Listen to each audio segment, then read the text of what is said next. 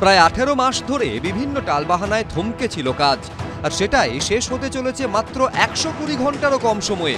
সরকার বদলের পর বদলে গেল কাজের গতিও।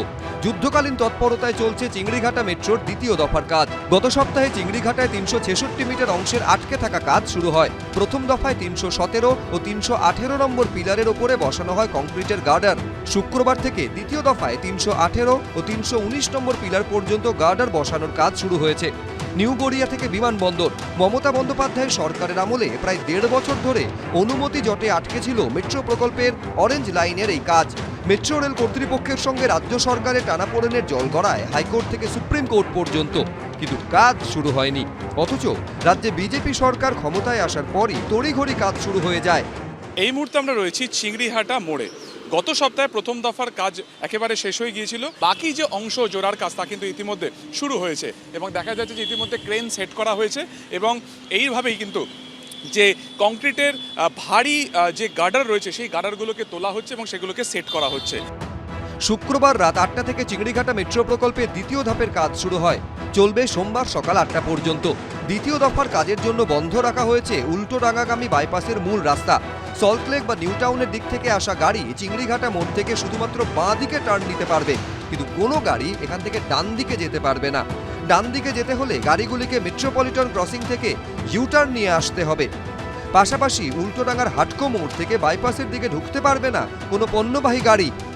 চিংড়িহাটাতে দ্বিতীয় দফার যে কাজ তা শুরু হয়েছে এবং তার জেরে কিছুটা ট্রাফিক ডাইভারশনও করা হয়েছে, অর্থাৎ উল্টোডাঙ্গা থেকে সায়েন্স সিটি পর্যন্ত যাওয়ার যে রাস্তা তা সম্পূর্ণ রকমভাবে খোলা রাখা হয়েছে। দেখা যাচ্ছে যে সরাসরি সেই গাড়িগুলো কিন্তু চলে যাচ্ছে, সেখানে কোনো রকম বাধা হচ্ছে না। অন্যদিকে এখান থেকে যে গাড়িগুলি সল্টলেকের দিকে যাচ্ছিল সেটিকে কিছুটা আগে থেকে ঘুরিয়ে দেওয়া হয়েছে কাদাপাড়া সিগন্যাল থেকে। অন্যদিকে সায়েন্স সিটি থেকে যে গাড়িগুলি যাচ্ছে উল্টোডাঙ্গার দিকে মেট্রোপলিটন বাইপাসের পাশ থেকে একটি সার্ভিস রোড করা হয়েছে, সেখান থেকে কিন্তু যতটা সম্ভব অসুবিধা না হয় যাতে সাধারণ মানুষের সেটাকে দেখতে বা সেটাকে বজায় রাখতেই কিন্তু আলাদা ট্রাফিক রুট ডাইভারশন করা হয়েছে গত সপ্তাহে যেমনভাবে করা হয়েছিল। চিংড়িঘাটার এই কাজ শেষ হলে মেট্রো পরিষেবা পৌঁছে যাবে সেক্টর 5 হয়ে নিউ টাউনে। পুরো রুটে মেট্রো চললে নিউ গড়িয়া থেকে সরাসরি চলে যাওয়া যাবে বিমানবন্দর। কলকাতা মেট্রো রেল সূত্রে খবর, নিউ গড়িয়া থেকে বিমানবন্দর পর্যন্ত অরেঞ্জ লাইন 31 কিলোমিটার দীর্ঘ। চলতি বছরের ডিসেম্বর মাসের মধ্যে সেক্টর 5 পর্যন্ত লাইন নিয়ে যাওয়ার লক্ষ্যমাত্রা নেওয়া হয়েছে। অরিত্রিক ভট্টাচার্য, সুকান্ত মুখোপাধ্যায়, এবিপি আনন্দ, কলকাতা।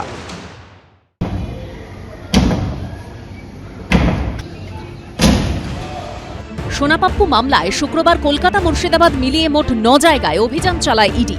সামনে এসেছে ধৃত পুলিশকর্তা শান্তনু সিনহা বিশ্বাসের প্রাসাদোপম বাড়ি। দুর্নীতির কিনারা করতে দরজা ভেঙে ঢুকতে হয় ঘরে। আবার ইডি সূত্রে দাবি, শুক্রবারের অভিযানে বাজেয়াপ্ত হয়েছে 2.5 কেজি সোনা, প্রায় 15 লক্ষ নগদ, দুবাইয়ের অন্তত 4টি সম্পত্তির নথি। মুর্শিদাবাদের কান্দিতে শান্তনু সিনহা বিশ্বাসের বাড়ির পাশাপাশি কলকাতার মার্কুই স্ট্রিটে মোহাম্মদ আলী নামে এক ব্যবসায়ীর বাড়ি ও হোটেলে হানা দেয় ইডি। সূত্রের দাবি, ব্যবসায়ীর বাড়ি থেকে 2.5 কেজি সোনা বাজেয়াপ্ত করা হয়েছে, যার আনুমানিক বাজার মূল্য প্রায় 4 কোটি টাকা। মিলেছে দুবাইয়ের সম্পত্তির নথিও। ইডি সূত্রের দাবি, দুবাইয়ের অন্তত 4টি সম্পত্তি এবং কলকাতা সহ ভারতের বিভিন্ন জায়গায় সম্পত্তি সংক্রান্ত নথির হদিশ পেয়েছে এনফোর্সমেন্ট ডিরেক্টরেট। সূত্রের খবর, শান্তনু সিনহা বিশ্বাস জোড়াসাঁকো থানার ইনচার্জ থাকাকালীন মোহাম্মদ আলী নামে এই ফল ও হোটেল ব্যবসায়ীর সঙ্গে ঘনিষ্ঠতা বাড়ে, পারিবারিক সম্পর্ক তৈরি হয়। প্রশ্ন উঠছে, তাহলে কি ফল বা হোটেল ব্যবসায় শান্তনু সিনহা বিশ্বাসের টাকা ঢুকেছে? কালো টাকা দিয়ে সোনা কেনা হয়েছে? দুবাইতে যে সম্পত্তির হদিশ মিলেছে সেখানে শান্তনু সিনহা বিশ্বাসের যোগ রয়েছে। ইডি সূত্রে দাবি, শুক্রবার ব্যবসায়ীর বাড়িতে মিলেছে প্রচুর নথিপত্র, ডিজিটাল এভিডেন্স। টিএমসি যত বড় বড় নেতা দাপিয়ে বেড়াতো, বড় বড় ছবি দেখা যেত, বেশিরভাগ লোকই এই ধরনের করাপশনে যুক্ত আছে। আর তারা মানুষকে চমকে রেখেছে, একটা এফআইআর করতো না, পুলিশও নিত না। এখন সমস্ত তদন্ত হবে, কমপ্লেন আছে, কমপ্লেন হচ্ছে, আর সবাইকে আইনের সামনে আসতে হবে।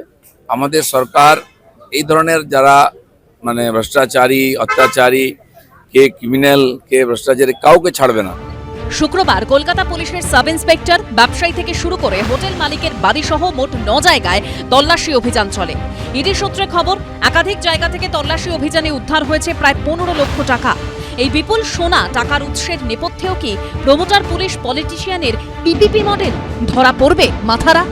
প্রকাশ সিনহা ও বিশ্বজিৎ দাসের রিপোর্ট, এবিপি আনন্দ। এবিপি আনন্দ, এগিয়ে থাকে, এগিয়ে রাখে।